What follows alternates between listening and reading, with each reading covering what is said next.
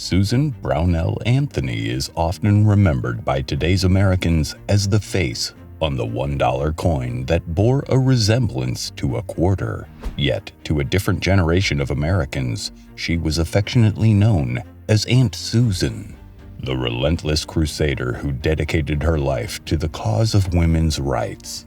While she never held political office, Anthony could be rightfully regarded as one of America's earliest and most impactful female politicians.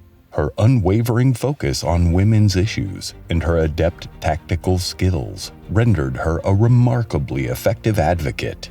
Despite not witnessing the ultimate fruition of her efforts, the addition of a women's suffrage amendment to the U.S. Constitution in 1920, a full 14 years after her passing, Anthony's contributions to the advancement of women's rights during the 19th century were unparalleled.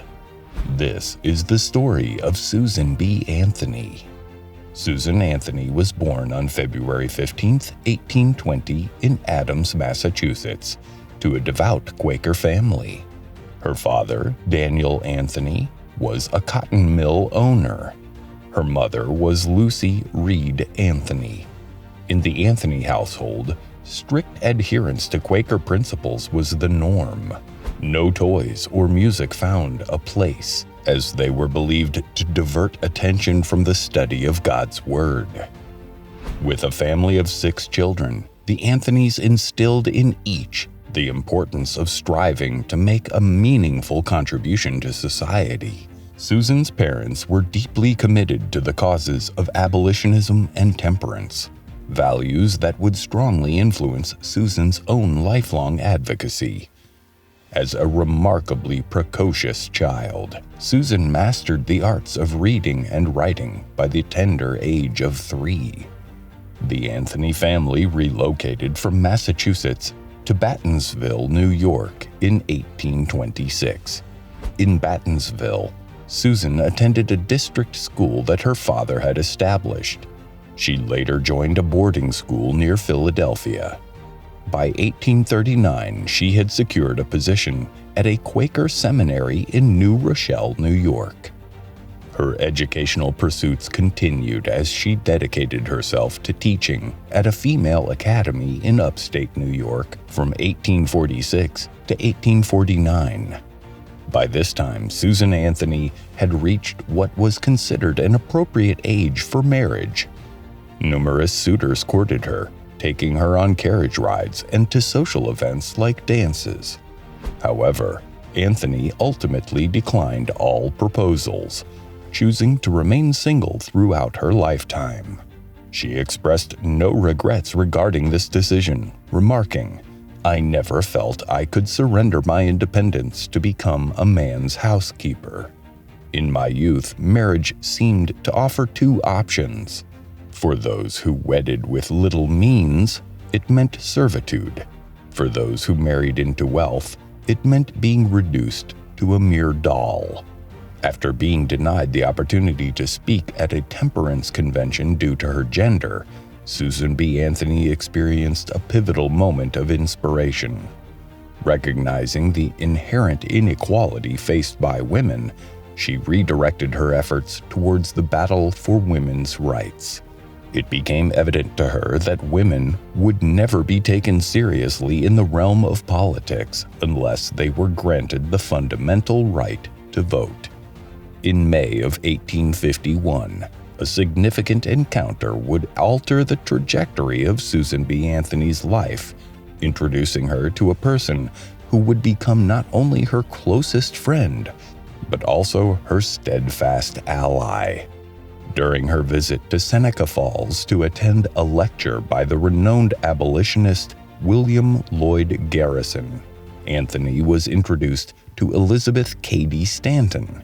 Initially collaborating on matters of temperance, Anthony and Stanton swiftly transitioned their focus to the broader cause of women's rights, forging a partnership that would define their shared activism for years to come. In September of 1852, Anthony attended her inaugural Women's Rights Convention in Syracuse. marking the beginning of her dedicated focus on suffrage as the cornerstone of women's advancement in society. She became steadfast in her conviction that, above all else, women required the right to vote.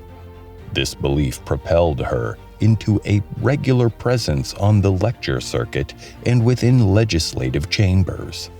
By 1854, Anthony started on a remarkable journey, traveling to all 54 counties of New York to champion women's suffrage alongside her ongoing advocacy for abolition and temperance. Her unwavering commitment and outspoken advocacy for abolitionism garnered her recognition, leading to her appointment as the New York State Agent for the American Anti-Slavery Association by 1856. Anthony and Stanton waged a battle to exclude the term male from the 14th Amendment, therefore petitioning Congress to enact a constitutional amendment ensuring universal suffrage, the right to vote for both emancipated slaves and women. While some members of Congress heeded their call, the majority remained unmoved. In 1868, Anthony partnered with Stanton to launch a weekly publication titled The Revolution, dedicated to advancing the cause of gender equality. Its bold masthead proclaimed, "Men, their rights, and nothing more. Women, their rights, and nothing less."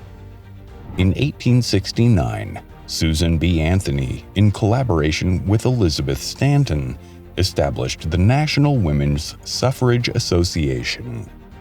On November 1, 1872, in Rochester, Susan B. Anthony accomplished a remarkable feat, persuading election inspectors to register her to vote, a move that surprised many.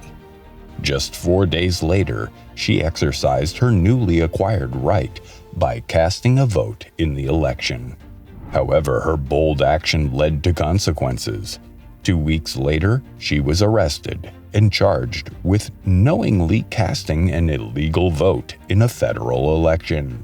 Anthony saw her arrest as an opportunity to challenge the law and secure women's voting rights.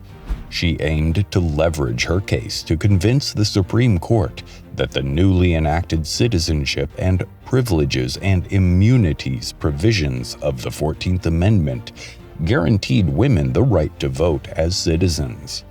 Despite her efforts, Anthony faced disappointment as the courts did not rule in her favor. Nonetheless, Anthony transformed her conviction into a platform for promoting women's suffrage.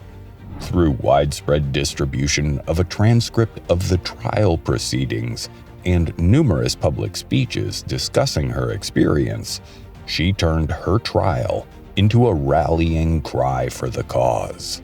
In the eyes of many sympathetic to her plight, Anthony became a martyr, further galvanizing support for women's suffrage. By the 1890s, Susan B. Anthony had largely surpassed the criticism and ridicule she faced during her early advocacy, emerging as a revered national figure. Her appearances at the World's Columbian Exposition in Chicago in 1893 and the Lewis and Clark Exposition in Portland, Oregon in 1905 were met with warm reception. Similarly, her journeys to London in 1899 and Berlin in 1904, where she led the U.S. delegation to the International Council of Women, garnered widespread acclaim. At the age of 80, in the year 1900, Susan B. Anthony stepped down from her position as the president of the National American Women's Suffrage Association. Susan B. Anthony remained unmarried, dedicating her entire life to the pursuit of women's equality. She expressed a fervent desire to witness the culmination of efforts for women's rights, stating her wish to live another century and see the fruition of all the work for women. However, Her passing on March 13, 1906, at the age of 86, due to complications from heart failure and pneumonia, occurred without the realization of women's suffrage. It wasn't until 1920, a full 14 years after her passing, that the 19th Amendment to the U.S. Constitution, granting all adult women the right to vote, was ratified. This milestone was largely championed by Anthony's successor as president of the National American Women's Suffrage Association, Carrie Chapman Catt. The 19th Amendment earned the nickname the Susan B. Anthony Amendment, as a tribute to her unwavering commitment. To honor her legacy, the U.S. Treasury Department immortalized Anthony's likeness on $1 coins in 1979, marking her as the first woman to receive such recognition.